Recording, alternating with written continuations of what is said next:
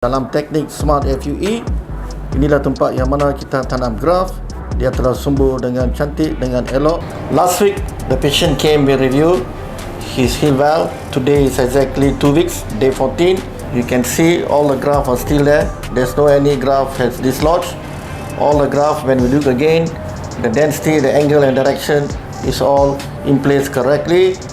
So this is the frontal temple angle, this is the forelock, this is the frontal temple angle, this is the hairline, and this is the irregularities.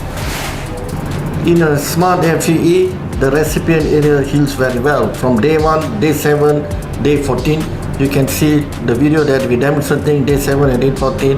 He already achieved the density angle direction that is very good. Now from now onwards, the result will be better. Hair will start to grow.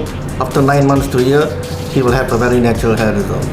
How is the procedure of Smart FUE? That's very good. Thank you, Glomac.